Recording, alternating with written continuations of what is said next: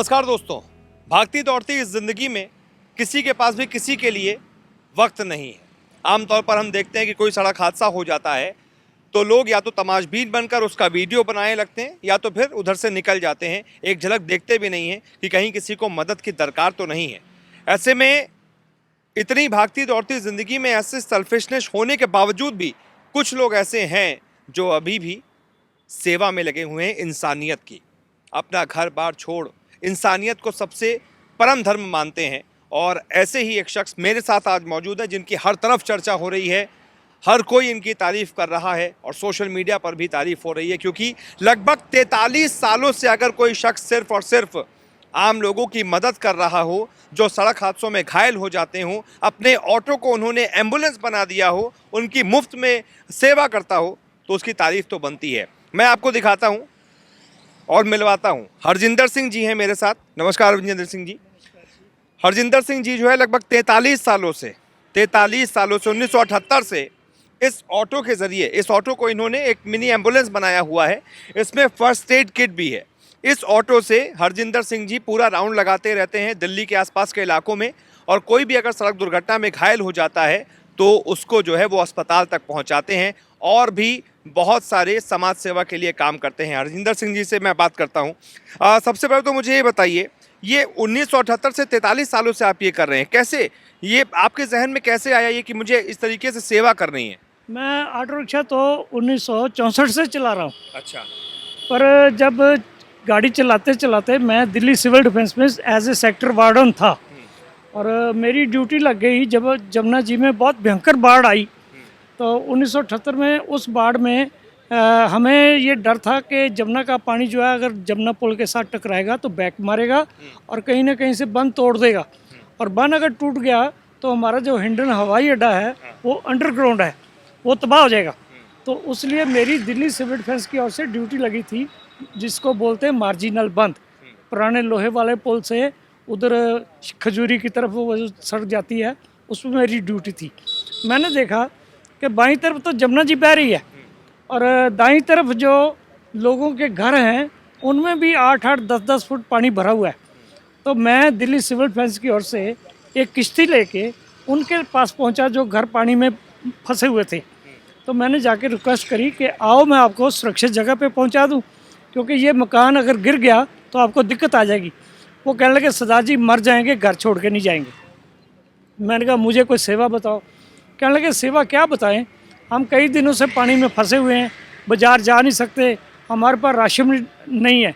तो मैं गुरुद्वारा शीशगंज से राशन लेके आया और उनको राशन खाद्य सामग्री दी। फिर उससे पूछा कोई और सेवा बताओ, तो उन्होंने कहा ये हमारे एक भाई साहब हैं बीमार पड़े हैं। तो मैं किश्ती से ही एक डॉक्टर साहब को लेके आया और उनको दवाइयाँ दिलाई। तो मेरे पास दिल्ली सिविल डिफेंस की ओर से एक प्रमाण पत्र है जिसमें उन्होंने ये लिख के दिया, इन्होंने लोगों को बाढ़ के समय पे सुरक्षित जगह पे पहुंचाने की, खाद्य सामग्री पहुंचाने की, दवाइयाँ वितरण करने की सेवा करी। तो मेरे पास वो सर्टिफिकेट है और मैं सारी दिल्ली में से फर्स्ट एड पार्टी का अवार्ड विनर हूँ।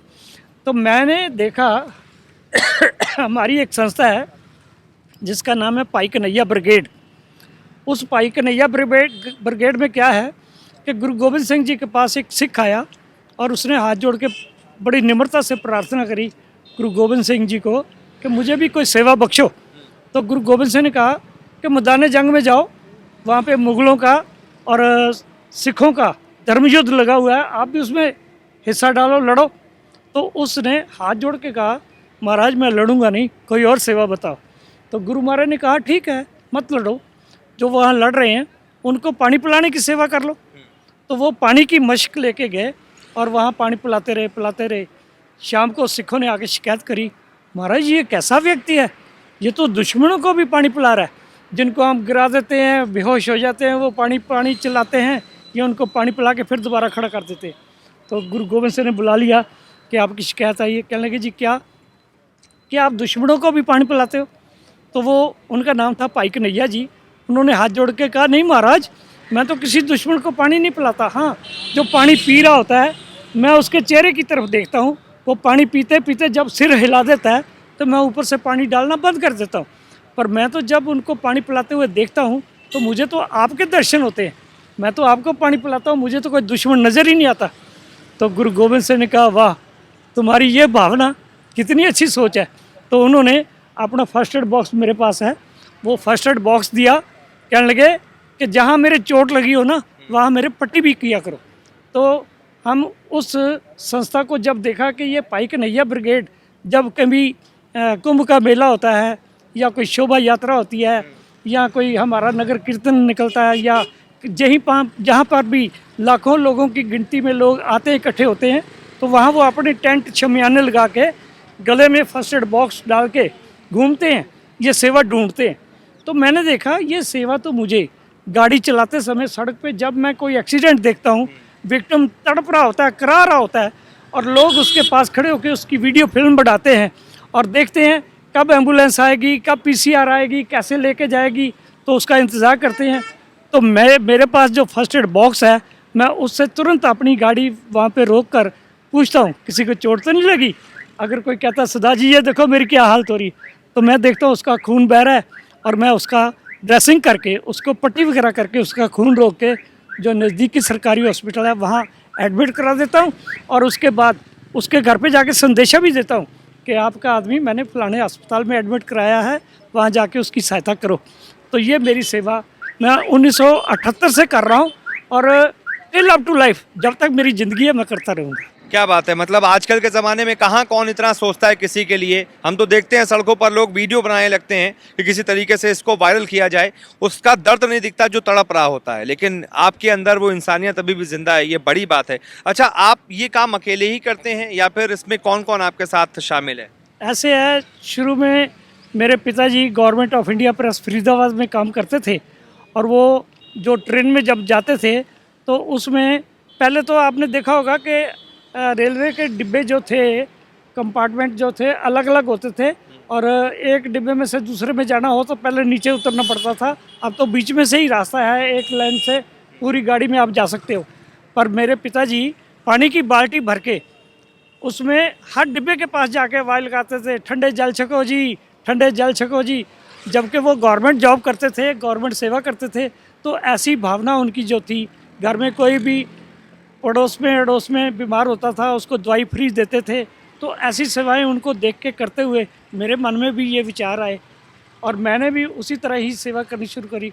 अब मेरे साथ मेरा बेटा जो है वो भी इसी तरह पूरी सेवा करता है, कोऑपरेट करता है और मेरा पूरा परिवार मेरे साथ पूरा सहयोग करता है। क्योंकि मैं जब कई दफ़ा क्या होता है कि दुर्घटनाग्रस्त किसी भी व्यक्ति को जब हॉस्पिटल लेके जाता हूँ तो टाइम तो बर्बाद होता ही है और कई दफ़ा हम जब किसी घायल को सड़क से उठाते हैं तो उसका खून बह रहा होता है तो हमारे कपड़े खून से सन हो जाते हैं और जब हम गाड़ी में डाल के ले जाते हैं तो हमारी गाड़ी भी उससे खून से सन हो जाती है। तो मेरे को किरण बेदी ने पूछा कि आप जब ये ऐसा करते तो फिर क्या करते हो।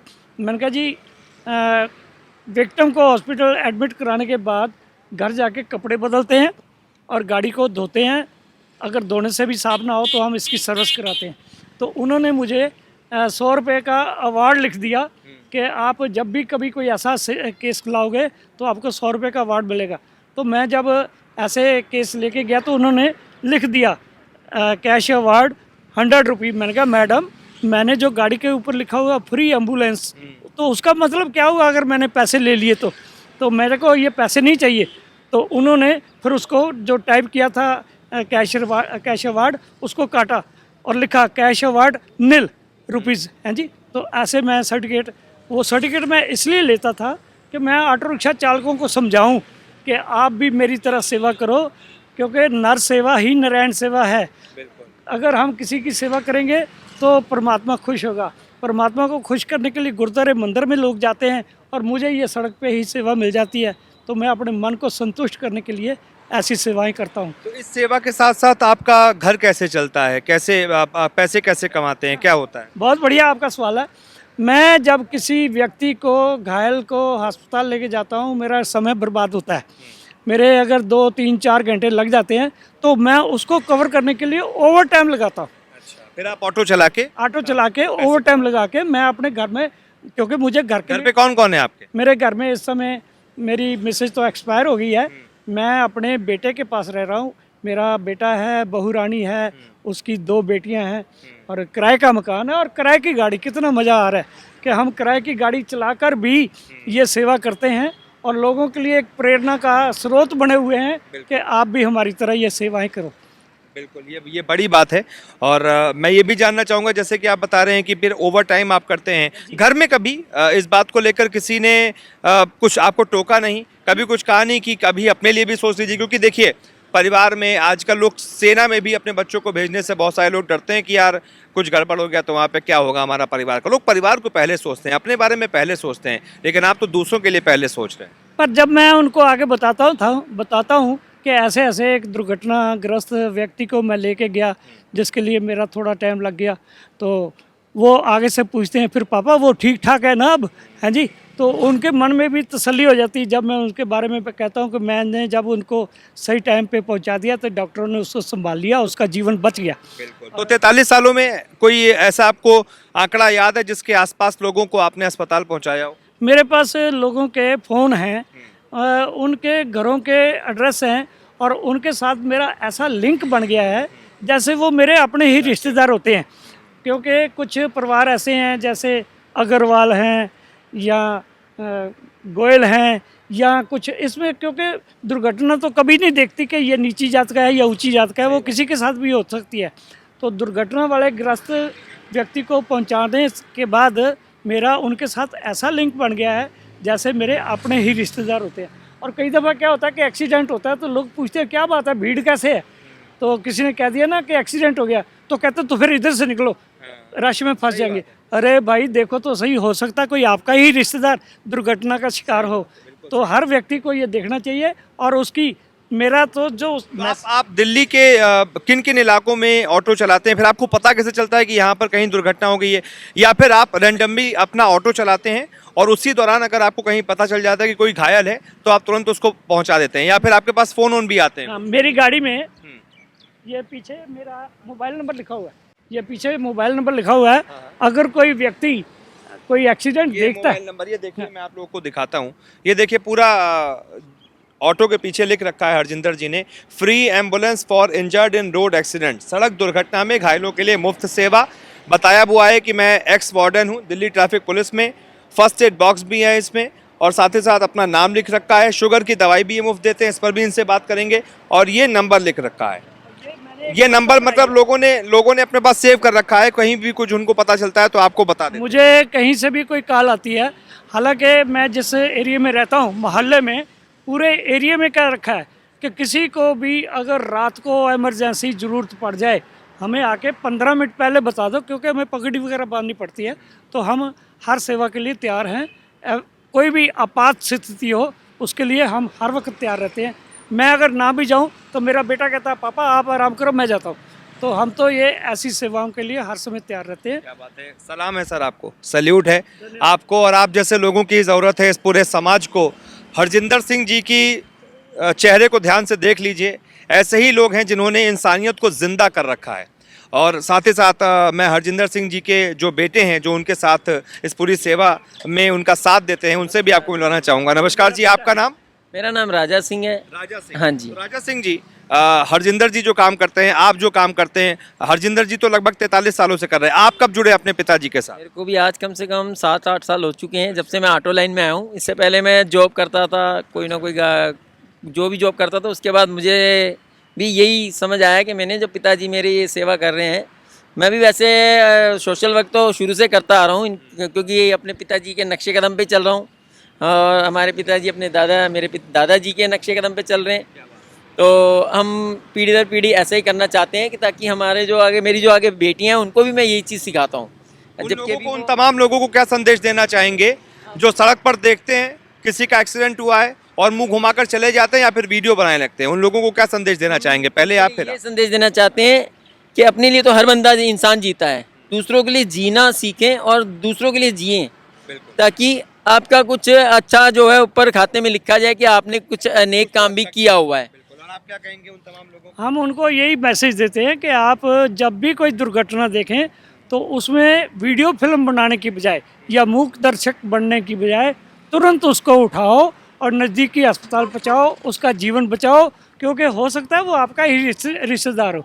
तो हमारे लिए तो गुरु गोविंद सिंह ने कहा है, मानस की जात सब है एक है पहचान, वो जितने इंसान है सबकी एक ही जाति है।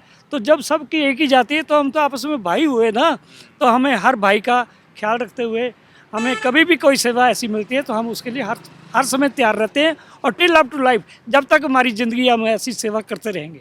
वीडियो बनाने वाले मीडिया का बहुत शुक्र अदा करता हूँ कि वो मेरा मैसेज पूरी दुनिया में कन्वे कर रहे हैं, क्योंकि हम जो एक सर्विस और करते हैं, फ्री सेवा, बंगला साहब गुरुद्वारा से पटेल चौक मेट्रो स्टेशन, पटेल चौक मेट्रो स्टेशन से गुरुद्वारा बंगला साहब, फ्री अप एंड डाउन, सुबह 10 बजे से लेके शाम के 7 बजे तक वो सेवा हम जो करते हैं। उसमें जो गुरुद्वारा दर्शन करने आते हैं उनको हम आवाज़ मार मार के बैठाते हैं, आओ जी गुरुद्वारा बंगला साहब फ्री ऑटो सेवा, गुरुद्वारा बंगला साहब फ्री ऑटो सेवा।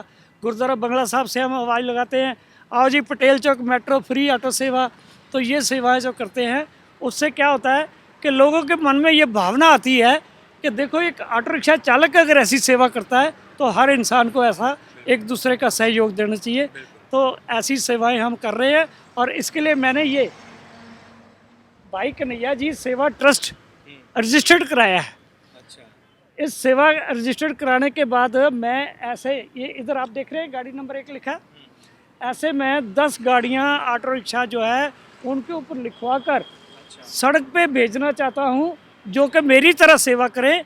उससे क्या होगा कि सड़क पे हम गारंटी देते हैं, यदि हम ऐसी सेवाएं करेंगे 10 आदमी, तो सड़क पे हम किसी व्यक्ति को एक्सीडेंट की वजह से तड़पता हुआ नहीं मरने देंगे। तो जब हम उसको अस्पताल पहुँचाएंगे, उसका जीवन बचेगा, उससे हमें भी खुशियाँ मिलेगी, उसके परिवार में भी खुशियाँ मिलेंगी। तो ये हमारी जो सेवा है, ये मैंने भाई कन्हैया जी सेवा ट्रस्ट जो रजिस्टर्ड कराई है, उसकी तरफ से मैंने एक दफ्तर भी खोला है। उस दफ्तर में मैं बैठता हूँ, दवाइयाँ वितरण करता हूँ। मैं आयुर्वेदिक डॉक्टर भी हूँ, और मैं बवासीर, दमा, पथरी, शुगर, ये सारी दवाइयाँ जो हैं बांटकर लोगों का जीवन जो है सुरक्षित बनाना चाहता हूँ, ताकि हर व्यक्ति तंदुरुस्त रहे और काम करे। और ख़ास करके मैं बुज़ुर्गों को एक बेनती करता हूँ, टिल अप टू लाइफ, जब तक आपकी ज़िंदगी है काम कीजिए, ताकि किसी के आगे ऐसे ना करना पड़े, बेटे 100 रुपया देना, 50 रुपया देना। तो अपने बच्चों से भीख मांगने की ज़रूरत नहीं है। आप जब तक ज़िंदगी है, अपने शरीर में दम है, कुछ ना कुछ कीजिए। तो ये मेरा एक अच्छा मैसेज है जो मीडिया ही पहुंचा सकता है।